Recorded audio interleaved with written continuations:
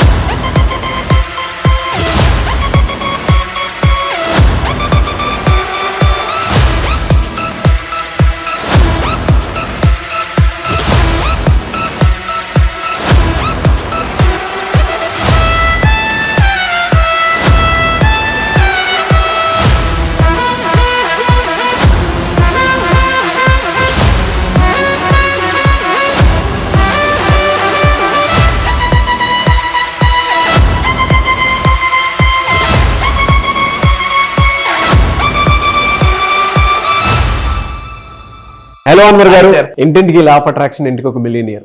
So previous వీడియోలో మీరు diet గురించి మాట్లాడుతూ పొద్దున పూటే మహారాజులా తినాలి, మధ్యాహ్నం యువరాజులా తినాలి, రాత్రి వచ్చేటప్పటికి రోగిలా తినాలి అని చెప్పేసి అన్నారు కదా. అది నన్ను బాగా ఇన్స్పైర్ చేసింది. నిజంగా నా డైట్ ప్యాటర్న్ కూడా చాలా మారింది కూడా. నేను కూడా చాలా మారాను. అసలు మార్నింగ్ అంటే నేను ఇప్పుడు మీరు చెప్పింది నాకు బాగా నచ్చింది.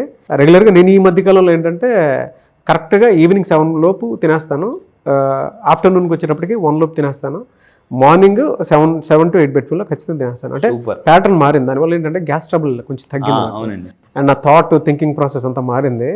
ఫోకస్ బాగా పెరిగింది. ఫోకస్ నిజం. ఎందుకంటే మధ్యప్రదేశ్ ఫిలప్ అయిపోతుంది, ఉత్తరప్రదేశ్ పనిచేయదు అనమాట. Anyways thank you so much అని ఈ వీడియోలో ఏం చెప్తున్నారు? ఈ వీడియోలో చాలా పవర్ఫుల్ చెప్తున్నాను. మనిషి ఎందుకు ఓడిపోతారో, ప్రతి మనిషి చాలా మంది జీవితంలో ప్రతి ఒక్కరు సక్సెస్ అవ్వాలనుకుంటారు కానీ నేను రీసెర్చ్ చేశాను.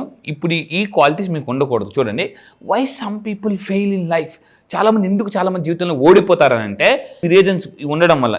నెంబర్ 1 చూద్దాం. ఫస్ట్ ఆఫ్ ఆల్, ఇవి రెడ్ ఫ్లాగ్ లాంటిది. ఇప్పుడు రెడ్ ఫ్లాగ్ కనిపించగానే ట్రైన్ ఏం చేసి ఆగిపోవాలన్నమాట కంపల్సరీ, లేకపోతే యాక్సిడెంట్ అవుద్ది. మీకు ఇవి మీ లైఫ్లో ఉన్నాయి అంటే గుర్తుపెట్టుకొని రెడ్ ఫ్లాగ్స్ ఉన్నాయని అర్థం అండి. సో ఇప్పుడు చూద్దాం. ఫస్ట్ నెంబర్ 1 ఎలా అని అంటే ఎవరు ఓడిపోతారు లైఫ్లో అంటే ఎవరైతే లైఫ్ పట్ల రెస్పాన్సిబిలిటీ తీసుకోరో వాళ్ళు లైఫ్లో ఓడిపోతారండి. సో మీరు అబ్జర్వ్ చేస్తే రెస్పాన్సిబిలిటీ ఉన్న వాళ్ళు అందరినీ ఇష్టపడతాం మనం. అంటే ఇప్పుడు ఫర్ ఎగ్జాంపుల్ మీరు ఎవరు అన్నోన్ పర్సన్ అండి, మీ పక్కన పేపర్ పడిపోయింది, తీసి జాగ్రత్తగా డస్ట్బిన్ వేసి అనుకోండి, వాళ్ళ మీద మనకు మంచి ఒపీనియన్ ఉంటుంది. ఎందుకు? సమాజం పట్ల రెస్పాన్సిబిలిటీ ఉంది.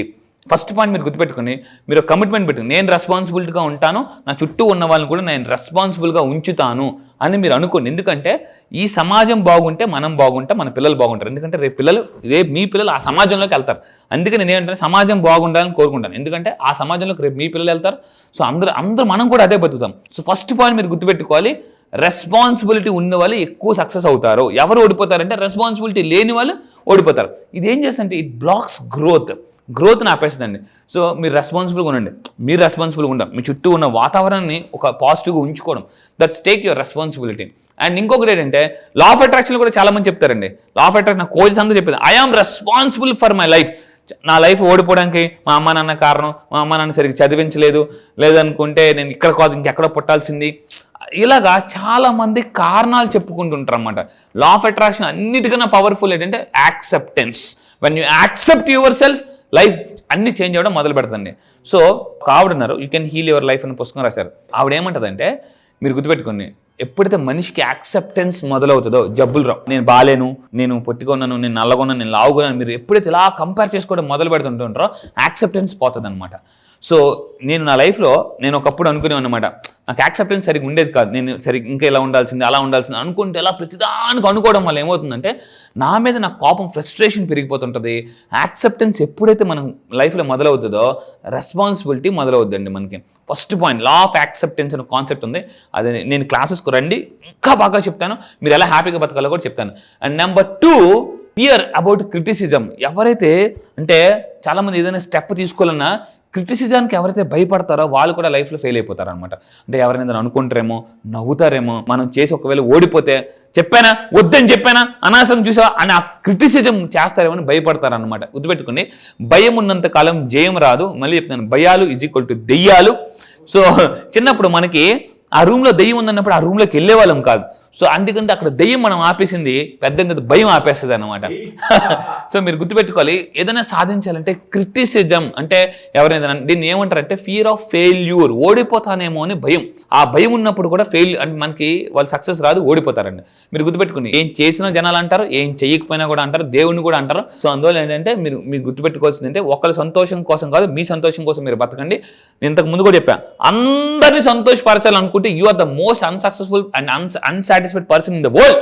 అంతే, ఇది మాత్రం గుర్తుపెట్టుకోండి. అంతే, మిమ్మల్ని మీరు సాటిస్ఫై చేసుకునేలాగా బతకండి. ముందు మీరు, మీ ఫ్యామిలీ, దీన్ని ఐసెంట్రిక్ అంటారండి. ట్రూ అండి. ఎందుకంటే ఈవెన్ కన్న తల్లిదండ్రులు కూడా పిల్లల్ని ఒకేలా చూస్తారు, కానీ వాళ్ళు తెలియకుండానే డిస్సాటిస్ఫాక్షన్ ఉంటుంది. అంటే సాటిస్ఫై, మా ఫాదర్ ఇలా చేయలేదు లేదా మా మదర్ ఇలా చేయలేదు అని చెప్పేస్తారు. కన్న తల్లిదండ్రులను బ్లేమ్ చేసేటువంటి వాళ్ళు చాలా మంది ఉంటారు. బట్ అలాంటిది మన విషయంలో మాత్రం డెఫినెట్లీ 100% ఉంటుంది. అందరినీ సాటిస్ఫై చేయలేరు. ఇప్పుడు ఫర్ ఎగ్జాంపుల్ మీరు చామన్ చేయకున్నారండి, మీకన్నా బాగా వైట్గా ఉండాలి, మీ పక్కన కూర్చున్నారు. మనం ఎలా చూస్తామంటే వాళ్ళు ఓకే, ఐఎమ్ నాట్ ఓకే, వాళ్ళు ఓకే, ఐఎమ్ నాట్ ఓకే. పక్కన 6 ప్యాక్ బాడీగా కూర్చున్నారు, మీరు ఏం చేస్తారంటే 6 pack family pack, 6 pack family pack.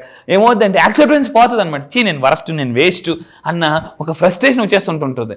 So ఈ విధంగా కూడా మనకి ఎప్పుడైతే హ్యాపీనెస్ పోతే లైఫ్లో ఇంకేం సాధించినా వేస్టే. సో ఇంకా మీరు గుర్తుపెట్టుకోండి, థర్డ్ది ఎవరు ఓడిపోతారంటే కంఫర్ట్ జోన్లో ఉన్న వాళ్ళు ఓడిపోతారు. Comfort zone is equal to wealth zone అంటాడు నా కోచ్. ఎంత కంఫర్ట్ జోన్ ఉంటే అంతే వెల్త్ జోన్ ఉంటుంది. కంఫర్ట్ జోన్ దాటి ఇలా పెరుగుతుంటే మీ వెల్త్ జోన్ కూడా ఇలా పెరుగుతుంది అనమాట. అందుకే మార్క్ జోకర్బర్గ్ చెప్తాడు అనమాట, high risk is equal to high money, low risk is equal to no money. So మీరు గుర్తుపెట్టుకోండి, కంఫర్ట్ జోన్ అంటే మీ బద్ధకాన్ని బద్దలు కొట్టండి, కంఫర్ట్ జోన్ ని బ్రేక్ చేయండి. సో మీరు క్రాక్ చేయాలంటే, లైఫ్ ని క్రాక్ చేయాలంటే బ్రేక్ చేయాలి ఇక్కడ. సో కింద కామెంట్ బాక్స్ లో టైప్ చేయండి, I will break my comfort zone. అందుకే మార్నింగ్ లేచి రండి. చాలా మంది నా క్లాసెస్కి వచ్చినప్పుడు, అన్వర్ గారు అసలు నా జీవితంలో ఎప్పుడు నేను 5 గంటలు లేవలేదు తెలుసా, ఎప్పుడు డాన్స్ చేయలేదు తెలుసా, నేను ఎప్పుడు నవ్వలేదు తెలుసా. కొంతమంది ఏమంటారంటే నవ్వండి అంటే నా ఫేసే ఎంత అండి. నో, దేవుడు ఎవరికి అలా ఇవ్వడండి. నవ్వడం మన ఈ ప్రపంచంలో మళ్ళీ చెప్తున్నా, ఈ భూమి మీద 82 లక్షల జీవరాశులు ఉంటే మనిషి మాత్రమే నవ్వగలడు. కుక్క, నక్క, పిల్లి, ఏనుగు, ఆవు ఏది నవ్వలేదు, మనిషి మాత్రమే నవ్వగలడు. అందుకే మహాకవి శ్రీశ్రీరామ, నవ్వడం ఒక భోగం, నవ్వించడం ఒక యోగం, నవ్వకపోతే వచ్చేది ఒక రోగం. అంటే నవ్వడం అనేది బాగా అలవాటు చేసుకోవాలండి. మీరు ఎంత బాగా నవ్వితే లైఫ్ అంత హ్యాపీ కెమికల్స్ రిలీజ్ అవుతుంది మీ బ్రెయిన్లో. కొంతమంది ఏమంటారంటే లా ఆఫ్ అట్రాక్షన్లో నేనేం చెప్తానంటే నవ్వితే అన్నీ వస్తాయి. చాలామంది ఏమంటారంటే అన్నీ వస్తే నవ్వుతా. ఇది ఎప్పుడైతే మనిషి మైండ్ సెట్ మారుతుందో అప్పుడు అన్ని జీవితంలో మారిపోతాయండి. సో కంఫర్ట్ జోన్లో నుంచి బయటికి రండి. అండ్ ఇక్కడ మీరు తెలియాల్సింది ఏంటంటే కంఫర్ట్ జోన్లో ఉన్నప్పుడు కొన్ని అవకాశాలు వస్తాయి. కొంతమందికి అవకాశం తీసుకోవడం కూడా భయం. అవకాశం తీసుకుంటే ఒకవేళ ఏమైనా ఫెయిల్ అయిపోతామేమో. ఇక్కడ నాకు బాగా ఒక స్వామికంద ఒక మాట అంటారు, ఆదర్శంగా ఉన్న వ్యక్తి తప్పు చేస్తాడు, ఆదర్శంగా లేని వ్యక్తి ఇంకెక్కువ తప్పులు చేస్తాడు అనమాట. సో ఇక్కడ ఏంటంటే ప్రతి ఒక్కరు ఫెయిల్ అవ్వడం కామన్. లైఫ్లో ఫెయిల్ అవ్వడానికి రెడీగా ఉండండి. Be ready. బిల్ గేట్స్ అందుకే మాట్లాడండి, if you want become more successful be ready for failures. అంతే. అండ్ 4th వన్ గుర్తుపెట్టుకోండి, మీరు ఎందుకు ఓడిపోతున్నారంటే మీ బద్ధకం వల్ల ఓడిపోతున్నారు. ప్రొకాస్టినేషన్, వాయిదా వేసే పద్ధతిని వాయిదా వేయాలండి. వాయిదా వేసే పద్ధతిని ఎప్పుడైతే మన జీవితంలో వాయిదా వేస్తామో అప్పుడు మన గోల్స్ రీచ్ అవుతాం అనమాట. ప్రొకాస్టినేషన్ అంటారు. నా క్లాసెస్కి వచ్చిన తర్వాత బద్ధకాన్ని ఎలా బద్దలు కొట్టాలని చెప్తాను. సైంటిఫిక్గా న్యూరో సైన్స్ చెప్తాను. అండ్ మనీ న్యూరోప్లాస్టిసిటీలో కూడా there is a concept called, మనం ఏ విధంగా కూడా డబ్బు గురించి ఎక్కువగా ఆలోచిస్తే ఈ ప్రొకాస్టినేషన్ పోద్దని మనకు తెలుస్తుందండి. అండ్ మీరు గుర్తుపెట్టుకుని దీని యాక్చువల్లీ ఏంటంటే there is a word called in psychology self sabotage. అంటే వాళ్ళ గురించి వాళ్ళు తక్కువగా అంచనా వేసుకోవడం. నా క్లాసెస్కి వచ్చిన తర్వాత ఈ మధ్య రీసెంట్గా కొత్త యాక్టివిటీ చేయిస్తున్నాను, పాత నేను కొత్త నేను. అంటే మీరు నా క్లాసెస్కి వచ్చిన తర్వాత మీ చేత నేను రాయిస్తాను, పాత నేనులు ఎలా ఉన్నారు, కొత్త నేనులు ఎలా ఉన్నారు. సో చాలా డిఫరెన్స్ ఉంటుందండి. సో ఇంకా మీరు 5వ తీసుకుంటే ఇక్కడ మీరు చూసుకుంటే నో క్లారిటీ. లైఫ్లో ఫెయిల్యూర్ ఎందుకు అయిపోతారంటే clarity. So Sony company, Toyota కంపెనీకి నేను రీసెర్చ్ చేస్తే నెక్స్ట్ 100 years వరకు వాళ్ళకి ఏం చేయాలో క్లారిటీ ఉందండి. Next 100 years. నేను మొన్న చెన్నై వెళ్ళాను, అసలు నేను ఆశ్చర్యపోయాను అనమాట. సోనీ, పెద్ద కంపెనీస్, టొయోటా లాంటి companies, they have a vision and clarity for 100 years అట. I was really shocked. ఇదేంట్రా బాబు, మనకు నెక్స్ట్ 5 years తర్వాత ఏం చేయాలో మనకే క్లారిటీ లేదు. అసలు ఆ కంపెనీస్ ఎందుకు అంత సక్సెస్ఫుల్ అవుతున్నాయి అంటే 100 years తర్వాత మన టర్న్ ఓవర్ ఎలా ఉంటుంది, మనం ఎక్కడ ఏ కంట్రీస్లో ఉంటాం, they have complete blue print ఉందండి. మనకా అసలు ఏమి ఎవరు గట్టిగా అడిగితే నెక్స్ట్ మనం ఇయర్ గోల్స్ సరిగ్గా రాసుకోము అనమాట. సో గుర్తుపెట్టుకోండి, ఎవరికైతే క్లారిటీ ఉండదో వాళ్ళకి లో మోటివేషన్ ఉంటుంది, డిస్సాటిస్ఫాక్షన్ ఉంటుంది లైఫ్ పట్ల వాళ్ళకి. సో మీకు లైఫ్లో సాటిస్ఫాక్షన్ లేదు అంటే మీకు క్లారిటీ లేదు అని అర్థం అండి. అండ్ మీకు అందరికీ గుర్తుపెట్టుకోండి ఇంకొకటి ఏంటంటే ఎవరు ఓడిపోతారంటే ఎప్పుడు లక్కే. ఎప్పుడో ఒకరోజు మనకి ఒక దేవుడు అంటే నారు పోసిన వాడు నీరు పోయాడా స్వామి ఏయ్. అని అనుకుని అంటే దేవుడి మీద మొత్తం భారం వేసేసి వదిలేస్తారండి. అంటే ఇక్కడ గుర్తుపెట్టుకోండి, లక్కు మీద డిపెండ్ అవుతారు. అంటే అసలు ఏ వర్క్ చేయరు. రే ఏంట్రా ఏదైనా చేయరా అని అంటే నాకు ఒక ఏదో ఒక దేవుడు అవకాశం ఇస్తాడులే, every dog has a day అని మీరు గుర్తుపెట్టుకోవాలి. అలా అనొద్దు. సో వర్క్ చేయండి, వర్క్ వర్క్ వర్క్ చేస్తే జీవితం ఎలాంటి మీరు వర్క్ అంటే దేవుడు లక్ అని రెండు కలిపేస్తారు అనమాట. ఇక్కడ మీరు ఇంకొక పాయింట్ గుర్తుపెట్టుకోండి, నో యాక్షన్, అస్సలు యాక్షన్ చేయరు కొంతమంది, వాళ్ళు కూడా ఫెయిల్యూర్ అయిపోతారు. Actions is equal to real life. So మీరు రియల్ లైఫ్ నుంచి బయటికి రండి, రియల్ లైఫ్లోకి రావాలంటే యాక్షన్ తీసుకోండి. అండ్ ఇంకొకటి లాస్ట్ వన్ గుర్తుపెట్టుకుని, ఎందుకు మనిషి ఓడిపోతారంటే యూ రిజెక్ట్ ఫీడ్బ్యాక్. ఎవరైనా ఫీడ్బ్యాక్ ఇచ్చేటప్పుడు రిజెక్ట్ చేస్తారే, ఊరుకో నువ్వు నాకు ఫీడ్బ్యాక్ ఇచ్చేది 13 years ఇండస్ట్రీ ఇక్కడ ఆ ఇండస్ట్రీ అని చెప్పేసి మన ఈగో వల్ల వాళ్ళ ఫీడ్బ్యాక్ని యాక్సెప్ట్ చేయం, దానివల్ల కూడా మనం ఫెయిల్యూర్ అయిపోతాం. So you reject some feedback. గుర్తుపెట్టుకోండి, ఫీడ్బ్యాక్ మీరు తీసుకుంటే చాలా పెద్ద పెద్ద మల్టీనేషనల్ కంపెనీస్ ట్రైనింగ్స్ అయిపోగానే ఫీడ్బ్యాక్ తీసుకుంటారు అనమాట. గూగుల్ ఫామ్ ఇస్తారు, అది ఇస్తారు, ఇది ఇస్తారు. ఫీడ్బ్యాక్ తీసుకోండి కంపల్సరీగా. మీరు ఎక్కడైనా పెర్ఫార్మెన్స్ ఇచ్చారు, ఏదైనా క్లాస్ చెప్పారు, కంపల్సరీగా మీరు ఏం చేయాలంటే ఒక గూగుల్ ఫామ్ ఇచ్చో లేదా ఏదో ఇచ్చి మీరు ఫీడ్బ్యాక్ తీసుకోండి కంపల్సరీగా. ఫీడ్బ్యాక్ ఎప్పుడైతే మనం తీసుకుంటామో అప్పుడు మనం ఏంటంటే లైఫ్లో గో బ్యాక్ వెళ్ళవండి.